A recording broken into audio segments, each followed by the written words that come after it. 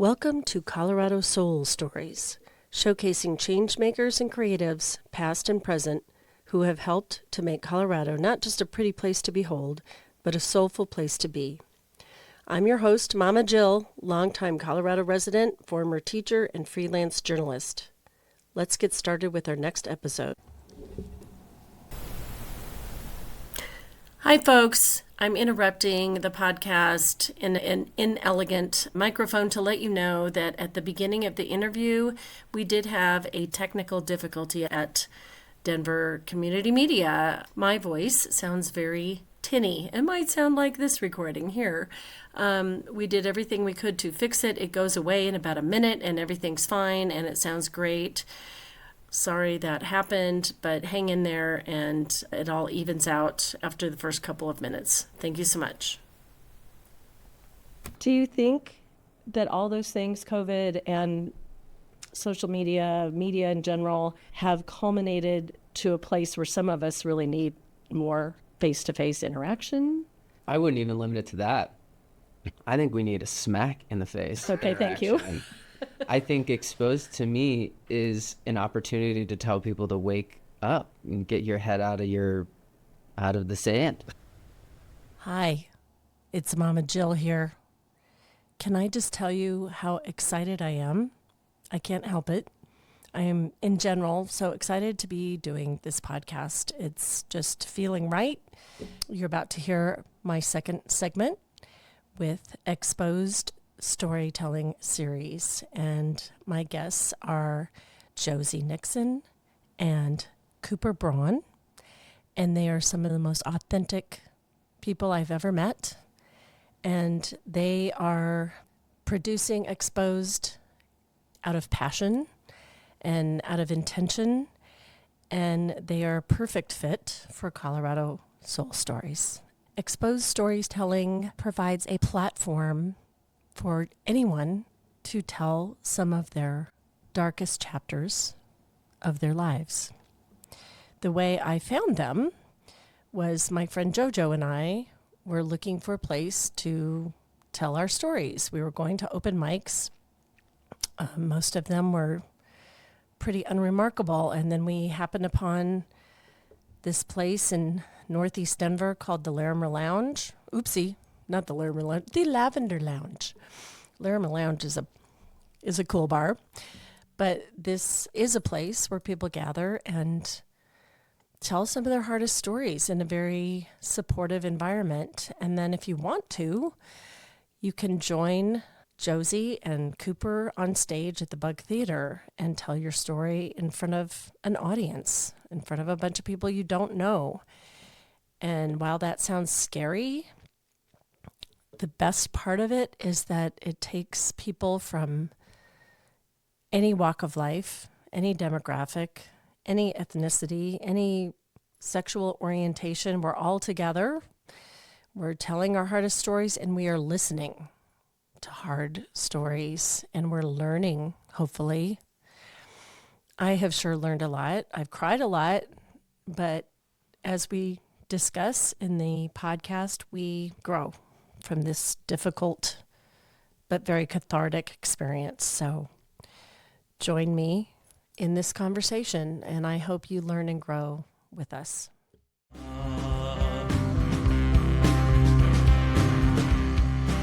hear the angel of desperation,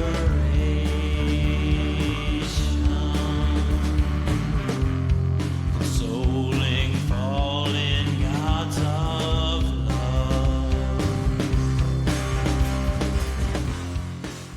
Okay, I'm here with Josie Nixon and Cooper Braun of Exposed Storytelling Series. I did give a brief introduction, but Josie, would you like to describe what Exposed is about in general? Happy to.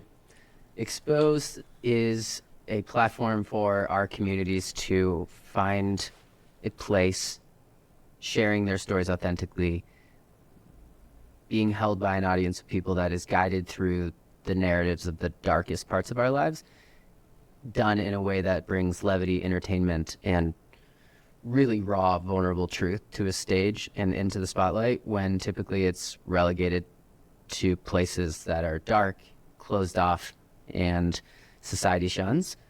To me, Exposed is revolutionary in the fact that we are pushing communities across boundaries, across aisles, and doing it in a way that centers performers and welcomes audience members to judge us openly in that journey. Although you said the storytellers are held by the audience. I noticed you used that word. Yes, very And much so. I like that. But we can be held and judged at the same time. that's for Absolutely. sure. You can't control that. So we have the background and we're going to delve deeper, but I want to get backgrounds on both of you. How long have you each lived in Colorado? I'm coming up on 9 years, Okay. I believe. Yeah. From Michigan? From Michigan. Yeah. Yeah. And very much still feel like a cornfield kid, grew up in the woods. Just do really well in a place with a little bit more diversity and openness as Okay. a queer artist type. And believe it or not, to me, that's a newer thing. Denver is a big city now. Myself, Yeah. I grew up here, and it was kind of more like what your description of cornfield and cowpoke town. cow town. Yeah, we Yeah. called it a cow town. How did you end up coming here specifically to Denver? The very short story of the specific reason is that I, through a lot of depression and living my life in the closet, decided I wanted to live my life authentically and didn't want to come out as queer and trans, surrounded by people who would have taken a long time to navigate that journey with me. So I decided 1,800 miles was the appropriate distance. And the week I moved here, I took every step I could to be my full self. And you felt like Denver was a good place for you to come to? I felt like Boulder was. Okay, yeah. I Boulder, don't regret that decision, Yeah. but I think Denver is where I actually found my people and my home. This place has welcomed me with open arms, and I'm very appreciative for the community I have here. I'm glad to hear that. And how about you, Cooper? How'd you get to Colorado? I was born in Boulder. Oh, great. So we're not supposed to say native. An original resident is what I say now. I was born in Boulder.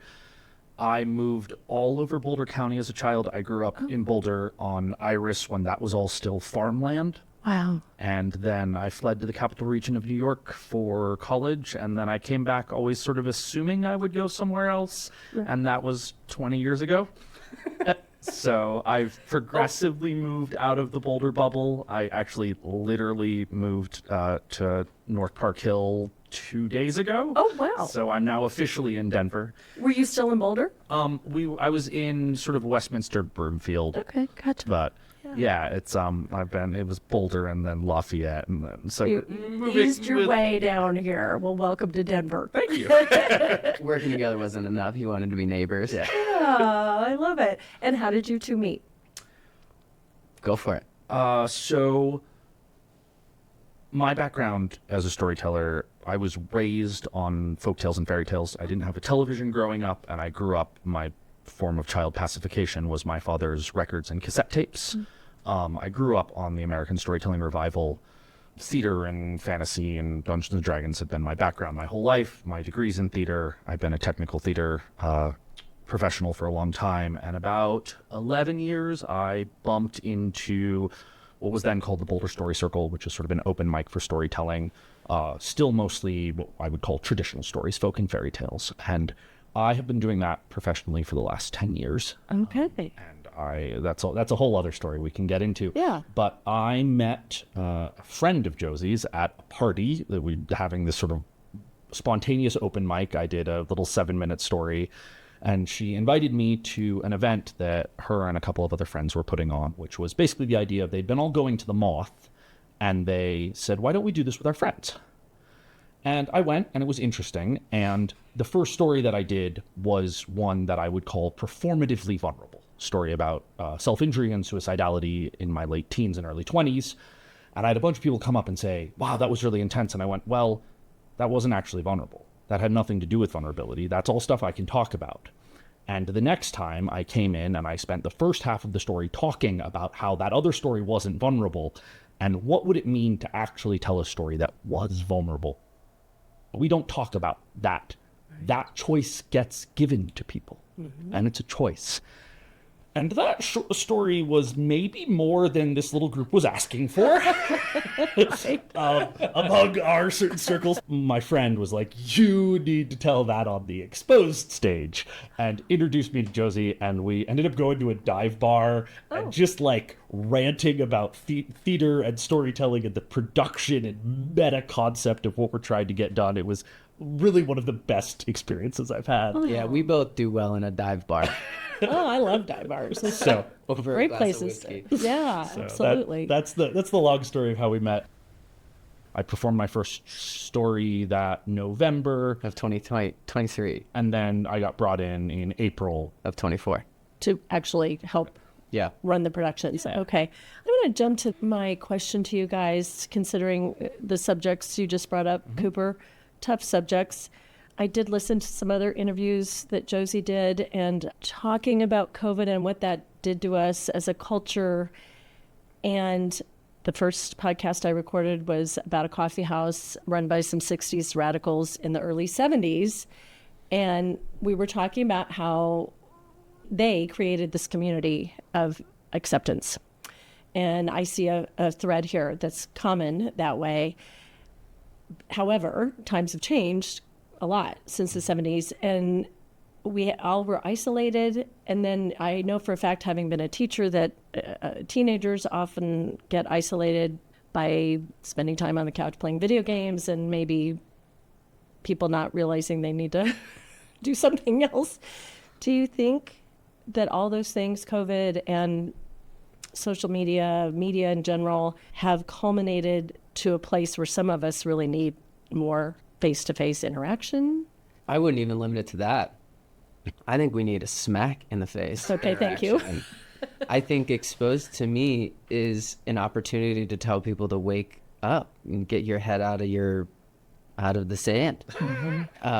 We are berated on a daily basis with global-sized atrocities, genocides, famine, warfare, death, murder, capitalism.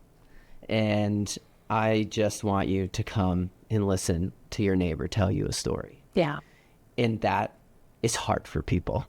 And it is a little mind-boggling to me that during COVID, we all accepted that we're all messed up.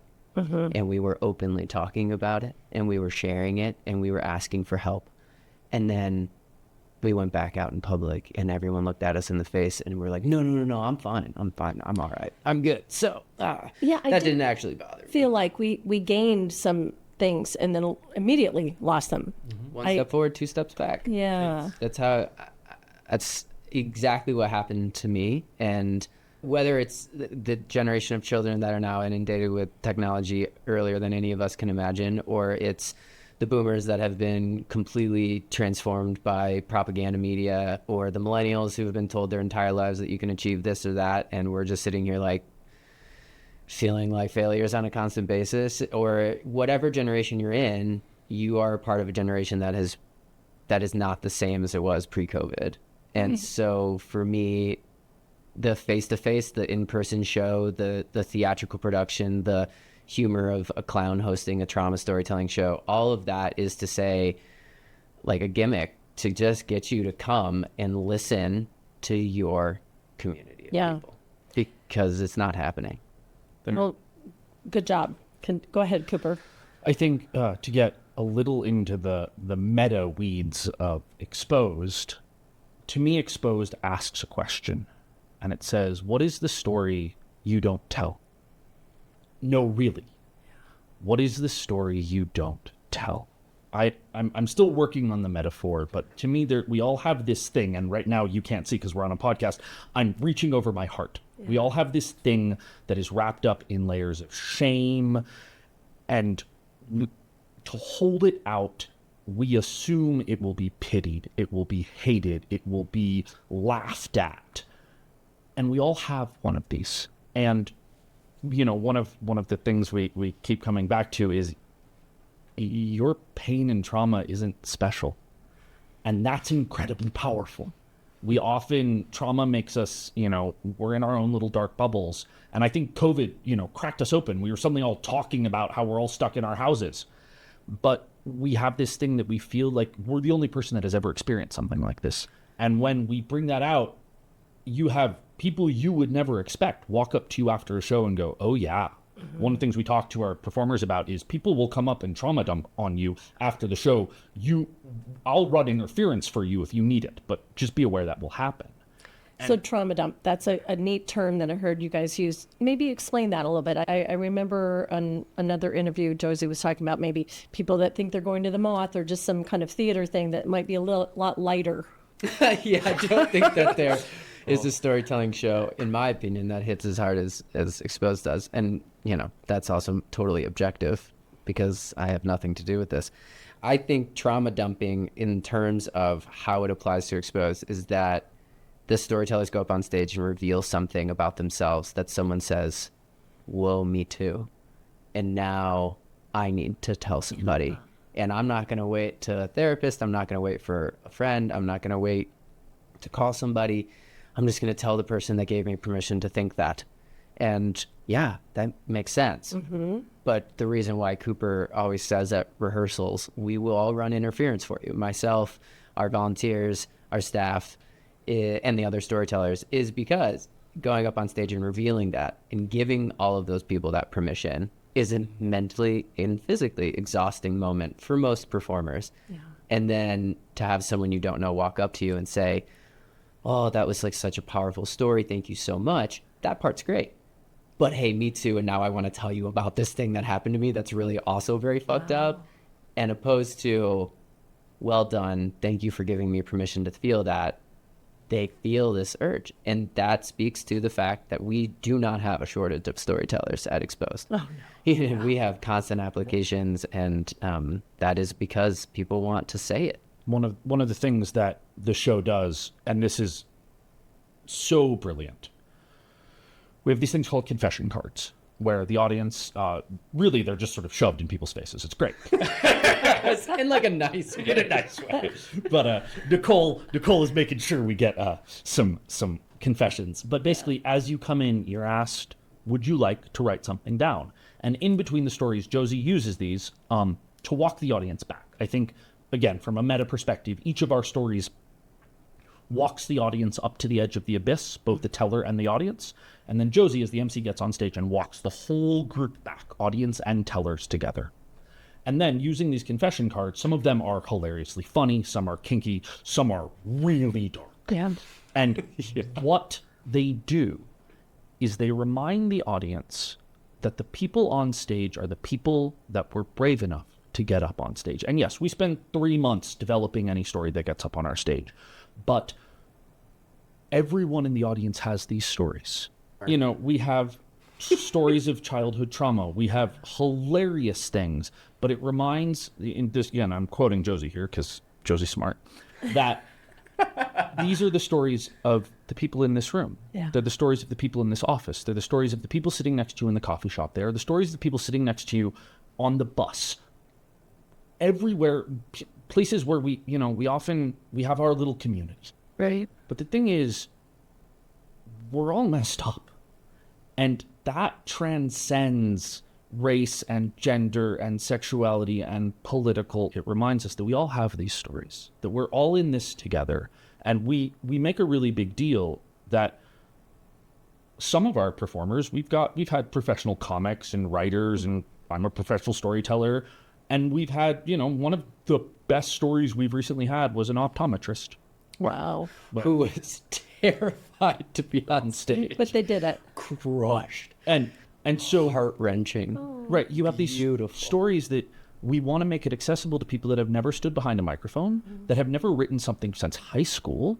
We do the shows what we would call paper in hand. We ask the tellers to be about 70% memorized, but we want, one of the hurdles to a lot of storytelling shows is this idea of perfect memorization. And my quip here is David Sedaris is one of the best performers I've ever seen. That man stands behind a lectern and reads. And if you want to tell me David Sedaris is not a performer because he has papers in his hand, Yeah. you and I have some disagreements about performative art. And That's validating. right? Yeah. That you can, but seeing the papers in hand also says to people who are not performers, I could do that. Oh. I could be up there. Okay. I could be on that stage because they can be. Yeah. Because we all have these stories. And yes, some people take longer to help develop their stories than others. And some people, again, are optometrist. A normal story is 1,200 to 1,700 words. She handed me 3,000 words. Every single one of them was beautiful. And that whole process was just, how do we cut 1,500 words? She wouldn't call herself a writer. She wouldn't call herself a performer. And she handed us a stunning story. There was a performer at the last Bug that I went to, and I went up to her, and I did not trauma dump on her, but Good for you. I hugged her and said, thank you for your story. It really touched me. And I said, you're such a wonderful writer, because her prose was amazing. And she said, I'm not a writer. I ran into that quite a bit with these storytellers, but they are. They allow Cooper and I to help them. Okay. And isn't that a crazy thing? What happens when you say, I will actually take up your offer to help? So when Cooper said we work with storytellers for 3 months, so I'd say about 80% of our applications now come from people who have seen the show and say, I want to do that too. And because it is accessible for them to do so, I tell them on stage, I want your story. I want to help you give a moment for yourself to really build this narrative and dig into it. And the really interesting thing is that due to that accessibility, I have gotten first drafts that are completely 100% gone by the time they get to stage because, like Cooper said, it's just not the story. And we found the story in their draft together. Or you have professional memoirists who drop us a chapter and say, let's transform this for stage. And that's what we do. Oh. And when you just offer people help Yeah. in a non-judgmental way and say, whether you're a professional or not, I will be editing this story so it fits this show, Yeah. then every single person says, I can do that too. It's so empowering. I love that. Yeah, I mean, everything from folks who are very recently homeless to people who are published authors, professional comics, professional storytellers, full-on union actors, which was a choice, but that was harder to work with than I was anticipating. So we'll see about the number of those in the future. But it ranges from every single socioeconomic class that I am aware of at this point, and we are probably one of the most diverse things I've ever been a part of, just in opinion, in lifestyle, in appearance, in belief, in identity group. I firmly believe we all have the story to tell. It's a lovely stone soup of people. I mean, that is part of the attraction for me. Yeah. Is that it's not just this, one type of demographic And is boring. we definitely get one of the processes. We get people that really want to tell you what they learned. And that one of the things we talk about is that Exposed is not a place to shout about your political ideology. But we sort of long for the day that someone in a MAGA hat gets up on our stage and tells us a story about who they are, because they have a story. And I may not agree with them politically, but they have a story. And that we have had this breadth of people who, once they sort of realize that actually we're here to listen to them. You don't have to tell us what your politics are.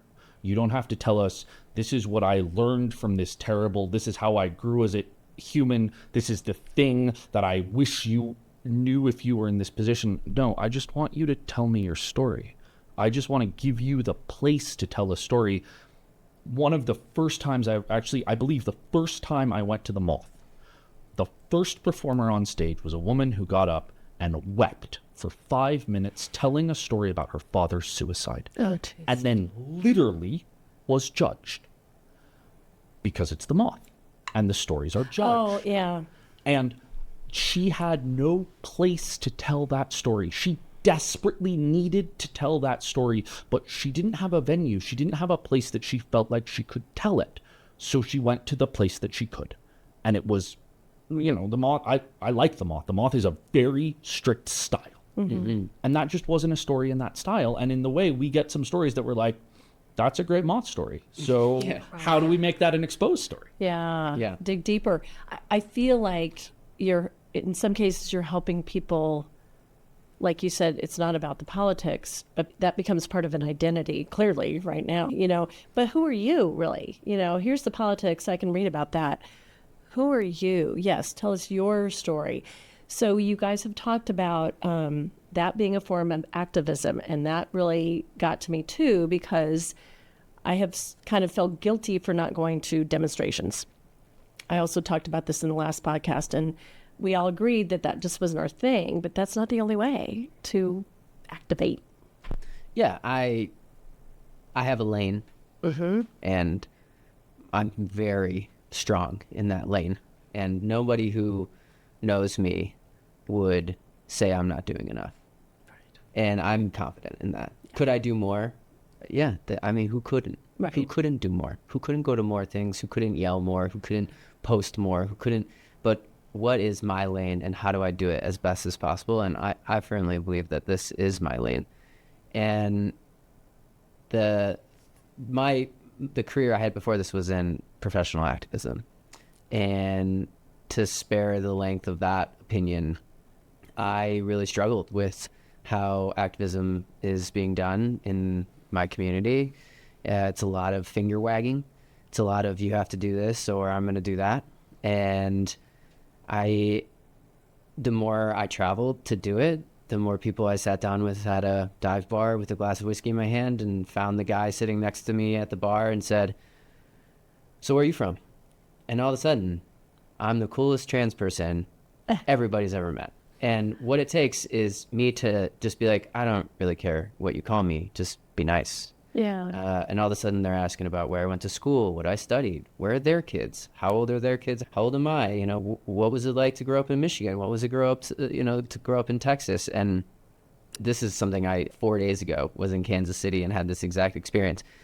One-on-one, I can get along with any person, and I guess because I want to know who they are. I approach with genuine curiosity and gratitude for them being willing to share those things. The moment there's a group, they start to feel judged by the other people in that group that they're talking to me, or that they are sitting next to a trans person. And I'm 1,000 things before I'm trans. Trans just happens to be a hot topic. And the year I came out was the year Donald Trump got elected the first time. And all of a sudden I went from having never heard of trans people really to I'm in the headlines every day. And that was an interesting experience. And so for me, this is a natural progression of like where my activism goes. I think this lane for me says I can get a guy in a MAGA hat, but no hats on stage. So a MAGA shirt. You know, I can get a guy who comes up, you know, he's blue collar, believes in, you know, what he believes, tells me a story about trauma from his life. Beautiful. Love that.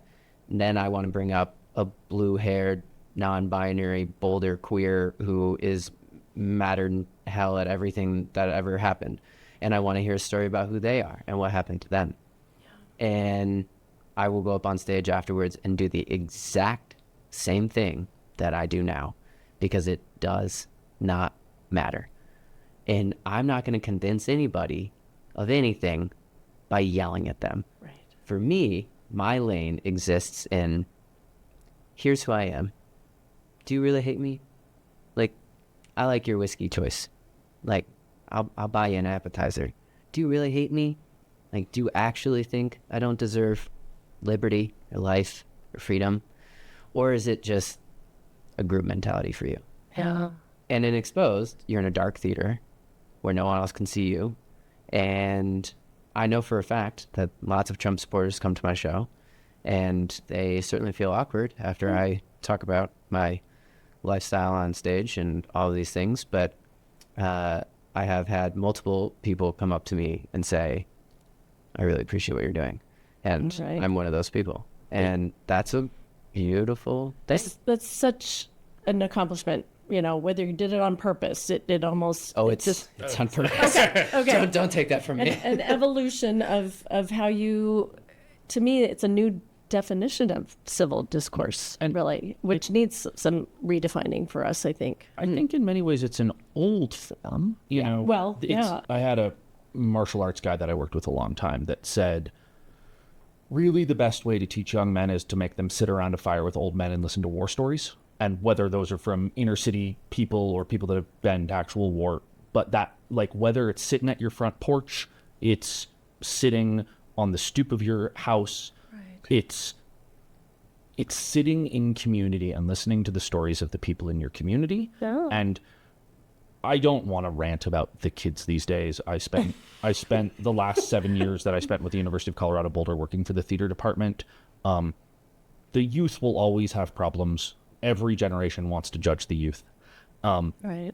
One thing, though, is we often don't sit and listen to other people's stories in a way that we might have. Now, the caveat here is that there's actually a lot of this, you know, for all its toxicity, things like Reddit are really powerful in this way of giving people places to have these conversations on the internet. If anybody remembers LiveJournal, in the early 2000s, LiveJournal saved my life because I found people I could talk to. Was that similar? I don't know what. It was the hip social media before MySpace. Oh, wow. Oh, dating. Yeah. Dating yourself here. Cooper. But this idea of sitting and listening to people talk who maybe they're a friend of your parents. They're a friend of a friend. They're someone that you wouldn't normally ask, but listening to them just talk, listening to them shoot the shit. And that, I think, is incredibly powerful.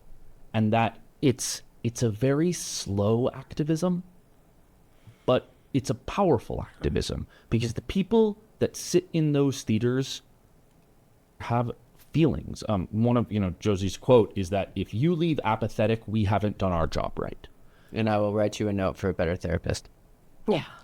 Right? I remember that. Yeah. That, you may be angry, you may be touched, you may be blown away that is even possible, that happened, but you are having a human emotional response to hearing the story of another human. Yeah. And that, to me, begins this bridging, but these stories are old.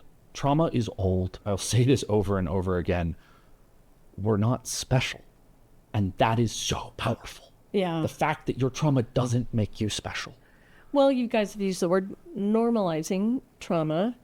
And again, you're saying the method that we're talking about of the activist storytelling is old. I mean, the Native American culture, that's mostly how Predates they- them, that's for right? sure. Yeah. Predates everything. Yeah.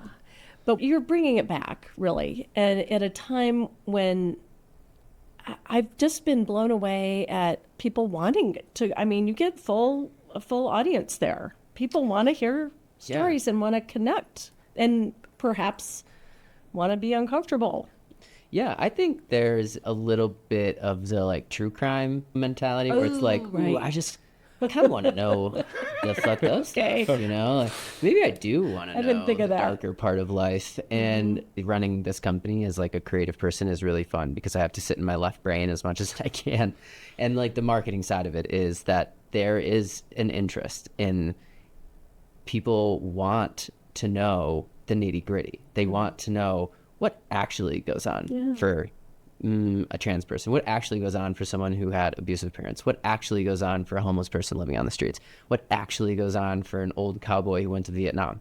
It's these experiences don't get shared because, like what Cooper said, you just don't go to your friends' houses anymore and just have someone's dad tell you stories.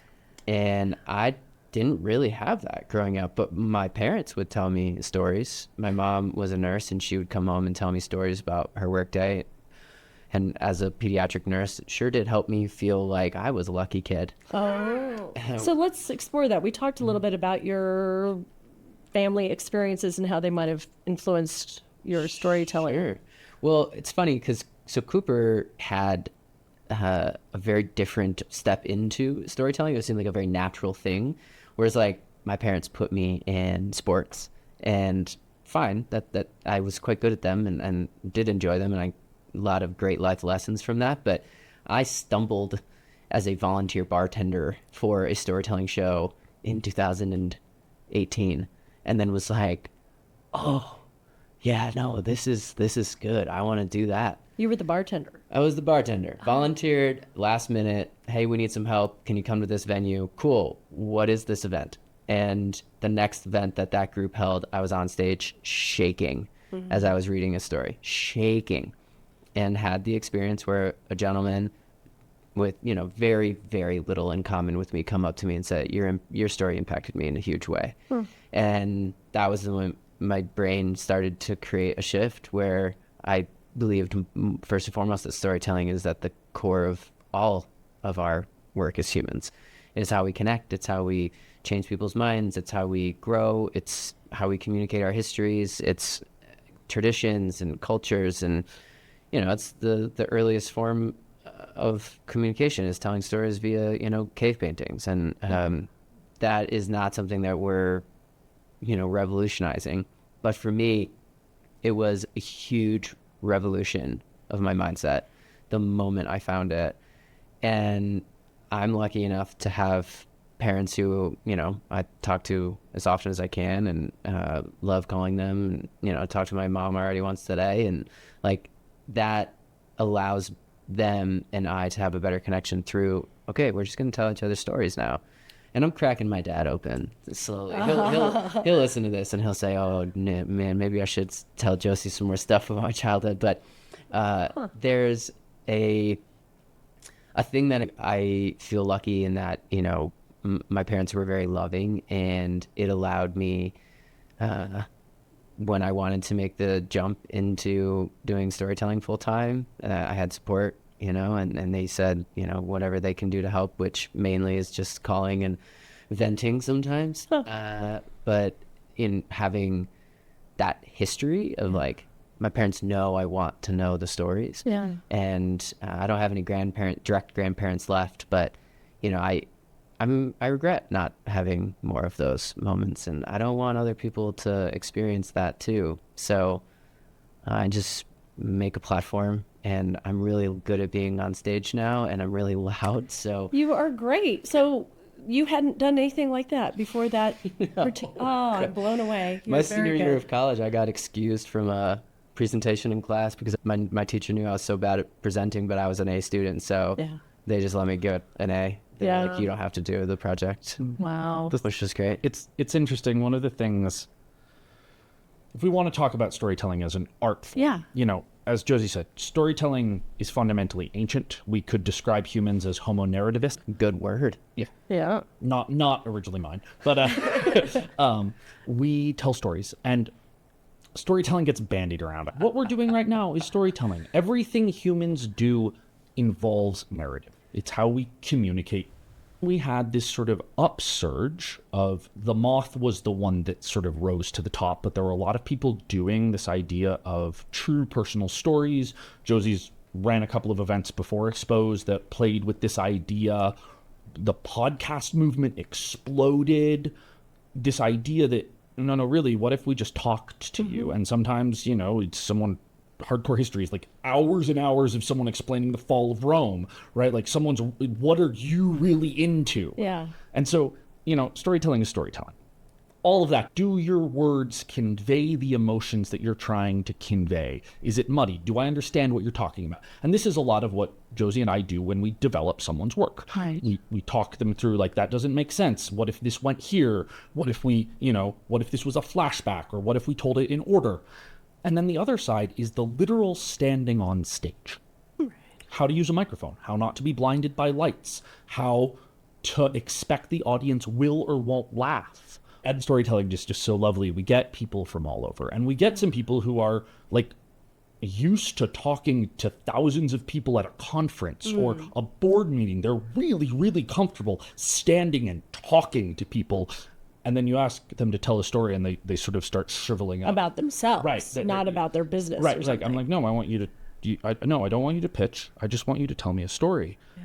And so those people, we have to work on, okay, what is More. a story? And then my optometrist friend, beautiful story. Like, okay, this is how you talk into a microphone.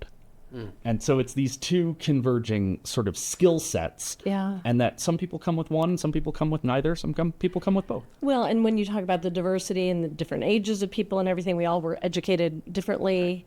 As a former teacher, though, I do look at this as a renaissance for the storytelling piece and the listening piece, because I didn't know what a podcast was originally, but my son was listening to them. And in the past of my teaching research, it was stereotypical that boys were not good listeners. Like if the teacher's up telling you stuff, they're going to be fiddling and moving and squirming. So I would always try to find other ways to engage them. So I was kind of like, wow, you're listening and got your headphones on. And then I saw more people doing that. I mean, we kind of had almost an epidemic of people wearing earbuds, but I was starting to feel really good that are we getting to be better listeners because we're listening to podcasts, and then we're doing this live with people together. So for me and where I come from, it's a renaissance of coming back to it, I suppose, and thriving and it being a really, really good thing, you know? I mean, there's a reason why I start the show by yelling into a microphone, sit down, shut up, and listen. And, then beg people in the audience to shut off their phone for 2.5 hours, and you still get the dings. People can't do it. People refuse to. I don't know. I think this idea of active listening was something that was introduced to me, a number of years ago, probably when I came out to Boulder. And the thing that has been the most interesting is having people tell their stories to Cooper and I, and we're developing them with them. And the first thing we say is thank you. Oh, That's it. Just thanks for sharing that. Yeah. How do you feel? oh, Not, hey, I have a thought. Oh, me too. Oh, wait, I've been waiting to say this. Oh, I have a comment on that thing. It's sit down for a sec. How are you feeling? And our rehearsals are very comfortable places because of that work that we do. yeah. And you see it in their face. Like, you see a reaction to it. Yeah. And then for a whole room of people to listen to you tell a story is powerful, especially if that story is intense. It sounds like you coach everybody really well and you're so thoughtful about it. Do you ever get anybody that comes in and they think they want to do it and they begin the rehearsals and they back out? Is that a regular thing? No, No. thank God. 'Cause, Oh. no, it's not. We have a really high success rate. If you put in an application and you make it past submitting a draft, we have a very high percentage of to the stage. Now it's more a practice of patience because we just are booking out quite a bit further. So right now we're booking out August shows, and Yay. but we are having more shows, and we're going to 8 cities this year, so we'll have a lot more opportunity for people. We're taking 5 people to Salt Lake City in a couple of weeks, which is exciting. So there's been a couple of reasons why folks have dropped out, and they're never short on making sure I know exactly what I've done wrong. Oh, But there's a mentality that I have, and Cooper said this, is your trauma doesn't make you special.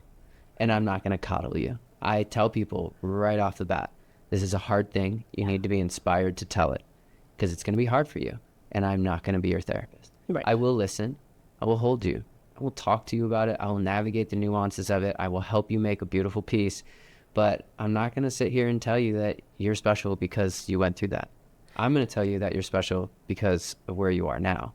And if you can get up on stage and tell people what you've been through, that's special. yes. And so there are the very few people who haven't done it because of logistic reasons. Like we had a person move, which was frustrating because I was like, you probably could have told me that and I would have booked you sooner. But then we have typically the people who are too sensitive. And that's like a harsh way to say, you can't hear me tell you that you're not special. And you need me to coddle you through this whole process where you're one of 76 people we've put through this now. And that number is going to soar past 100 this year. And so yes, you will be treated with dignity and respect and kindness, and I will listen and I will hear you and I will help you write beautiful art. And Cooper does the exact same thing in his own way, and we both have our different styles, but there's a mentality that the intensity of which I approach this idea is too much. And and this is probably the thing I've heard the most since starting Exposed. It's too much. It's too much. You're too much. You do too much. You're forcing people to listen to too much. That's not appropriate. You can't have a show that has a motto of we're all fucked up. Oh, But when I say it on stage, 140 people will applaud me every time I say it. By the end of the show, they're saying it right back. yeah. And that to me says I'm not for everybody. And boy, do I not care about that. Right. 80-20. Yeah, I only care about 80% of people. And you're setting a boundary there, and you're making it clear, which I think is very good. Yeah, they can go to the mall. And there's Yeah. also the flip side, right? There's one person specifically where they obviously had something to say, but they didn't know what they wanted to say. And I did a lot of digging and asking, and the answer was, you don't know what you want to say.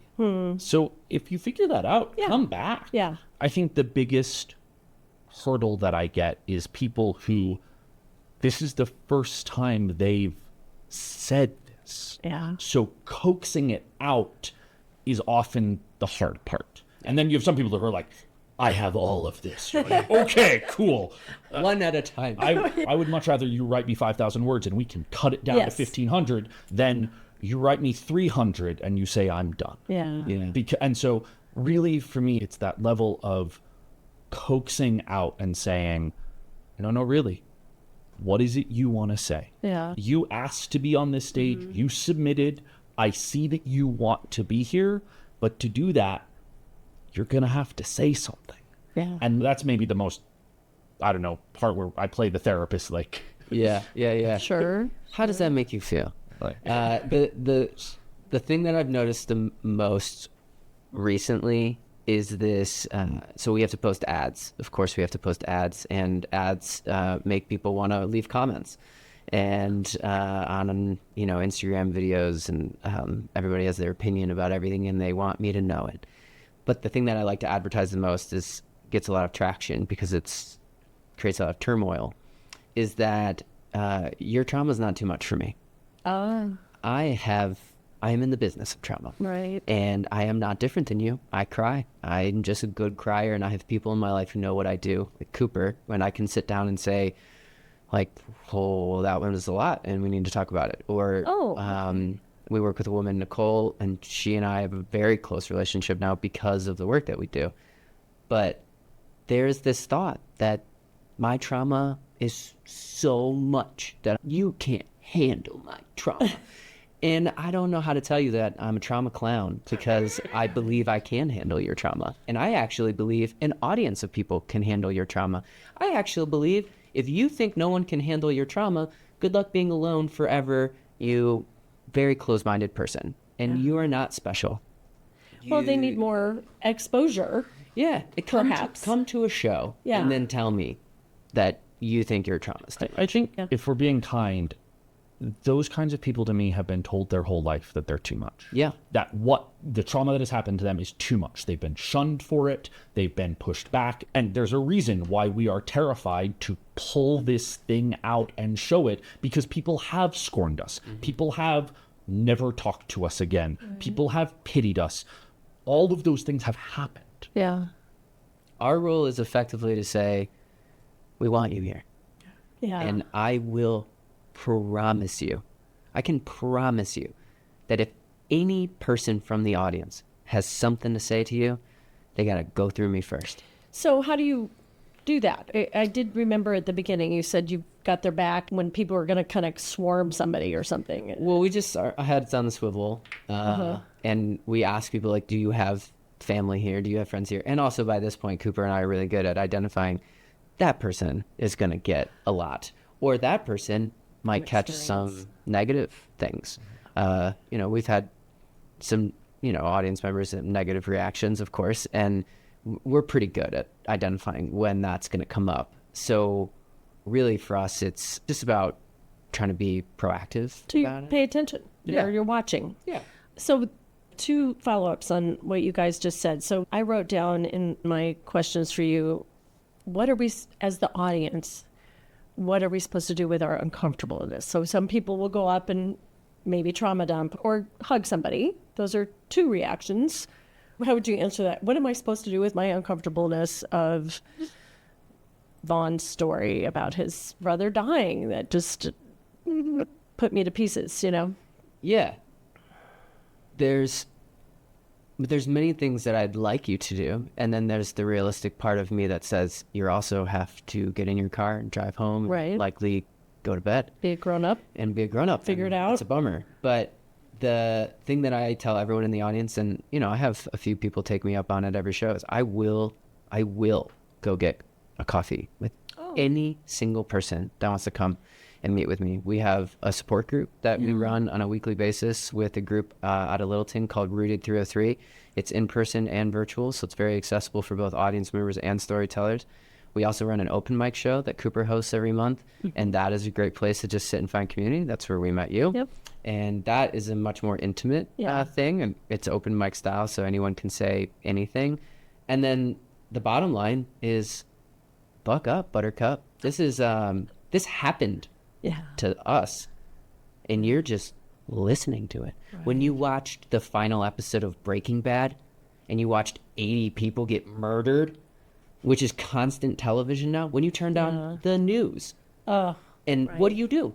Why am I more responsible for your well-being than Fox News or CNN or MSNBC?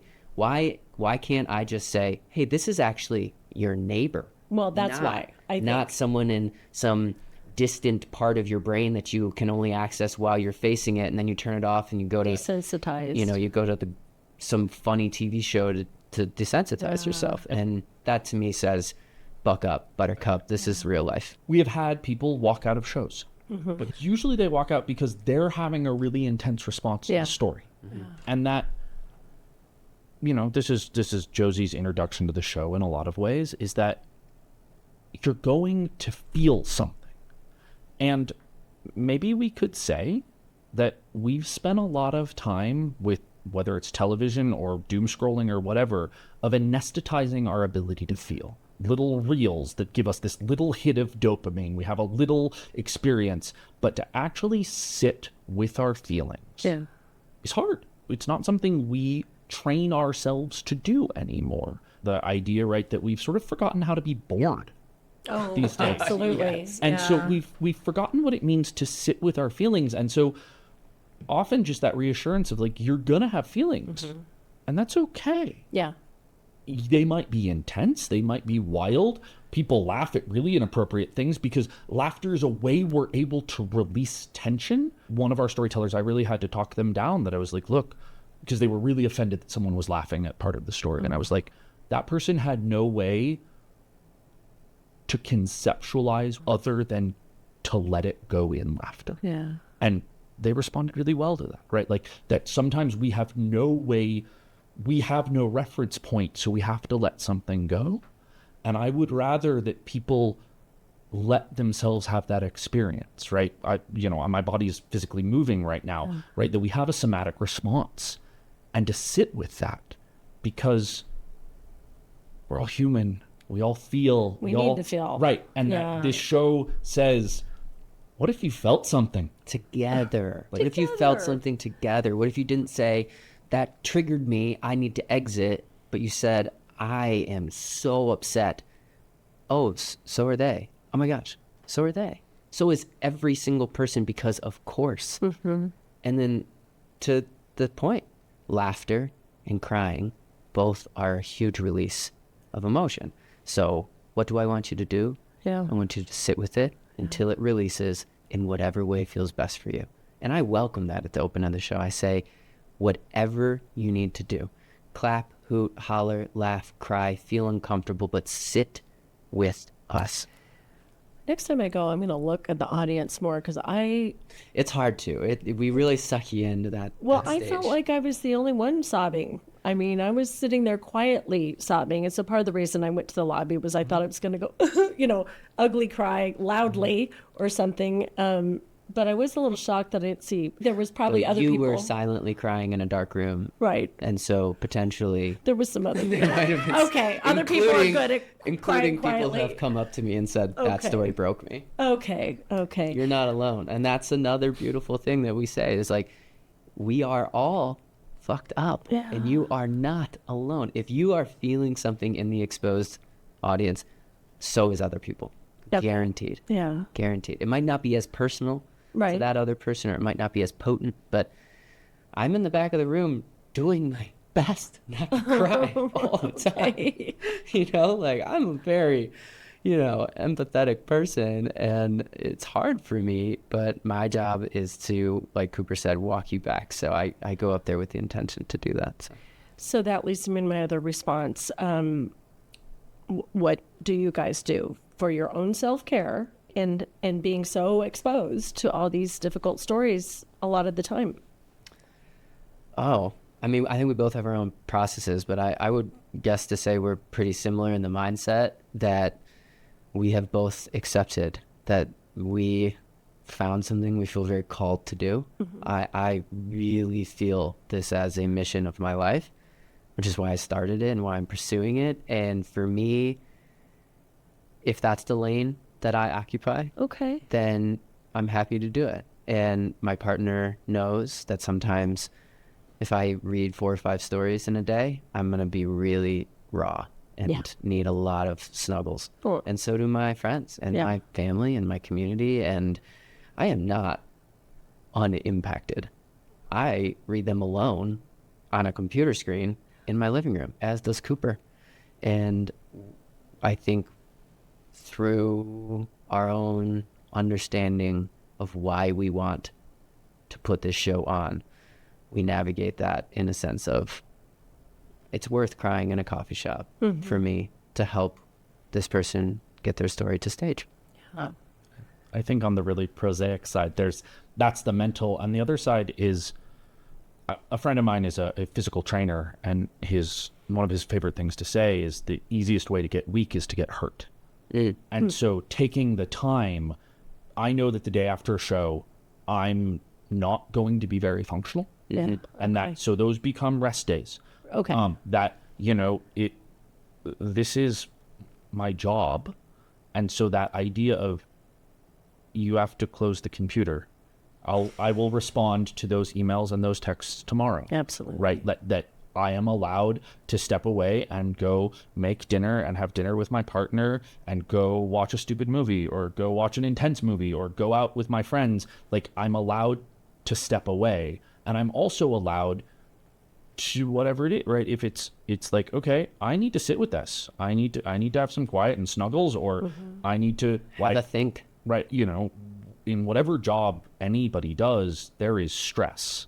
And if you never release that stress, it's just bad things are going to happen. Do you ever need to just go be physical, like go Oh, yeah. exercise or We're something? both gym people. Right? Okay. Heavy Yeah. bags are. They're not my friend. I hit them very hard. Good. I believe in that for sure. Yeah.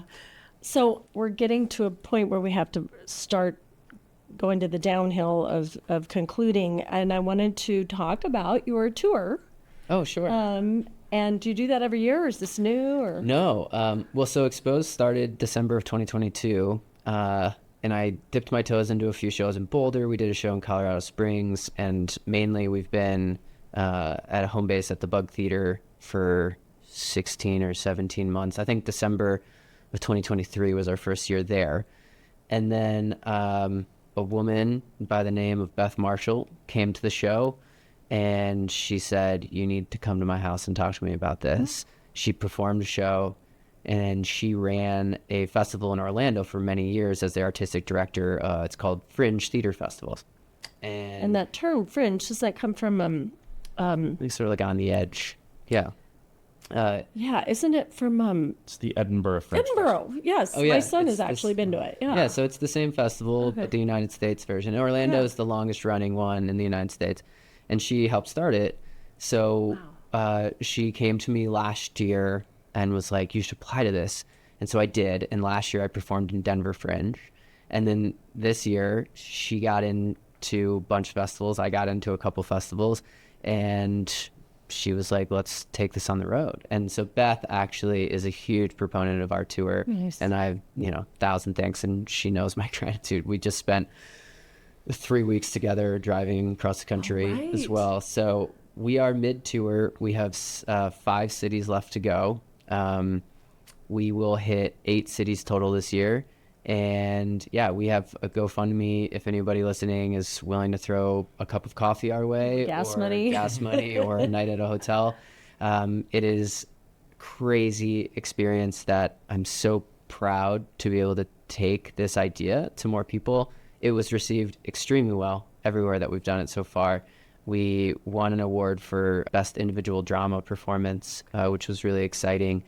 And yeah, it's a pretty wild thing, but ultimately the goal is to bring Exposed into as many states as we can. Cool. And have recurring shows in these places. So really, everywhere there is a Moth show, there is an opportunity for an Exposed show. And everywhere, in every city, there's already shows going on. We just offer a model that I think is unique in the fact that the show is hosted in such a theatrical or performative way, while also offering access for storytellers via live read scripts. So it's something that I could not do without Cooper as like a Denver base, someone I trust. Nicole running our admin, Beth helping me with the tour, and more people being added on as soon as possible because I'm so busy. But yeah, any help anyone has to offer, our tour cities are listed on our website and on our social media sites, and sending people our way, supporting us financially, supporting us by sharing, liking, following, whatever it is, really does way more help than people realize. Okay. The money being Right. one I might Let's get be on clear. my knees and ask for. So it's a wild experience that I feel really, really grateful. And honestly, I came back from this last festival and Cooper asked, and I feel so inspired. Nice. This we have so much beautiful art, and I'm so honored to be a part of the movement that is not gonna die, Yeah. no matter how much It's getting gets stronger. taken away. Oh, right. Yeah. So I will indeed put your website on our show notes for Thank you. sure. Well, congratulations on that. That's Thanks. really cool. And the Fringe, I know, is a good fit for you Yes, guys. I am a fairly unique human, and the things that I bring to stage are boundary pushing because of the people willing to trust myself and Cooper with the stories. And then the way that I host the show, in my opinion, it's Very different. unique. There's not another storytelling show that has a me. And that I know. No. That's the truth. That I do know. I mean, you're both, I'm going to use the word special. When I went to the Lavender Lounge, which Thank is you. your home, I guess. Yeah. It's my living room. Didn't know that till we got there. It's a cool spot there. But, I did get a little teary-eyed, of course. I'm that kind of person. But I was like, this is a really good thing. I said that to you at the end, Cooper. And I was like, I want to know more about it. I'm so glad I have this platform now to Me too. to explore those things. I'm going to try to ask, kind of like Guy Raz does in a lot of podcasts, ask the same question at the end. But I think we've already answered it. My question for people is going to be, so the name of the podcast is Colorado Soul Stories. And I think we've definitely seen how Exposed adds to the soul of Colorado. If you want to give a brief sentence on how you think that is accomplished. I think that what Exposed does is it says, I would like to see your soul. I would like to see what it is that made you. And I would like to show you that in return. And I haven't met another show like it. It's so powerful. I don't often use that word, but you gave me the word. I gave So it to- that fundamentally this idea of this is my soul. This is the thing that I protect. This is the thing that is so precious. And what if I offer it up? And it's incredible. and see what happens. Yeah, a lot of good things can happen. I think so. Do you want to add anything? You don't have to.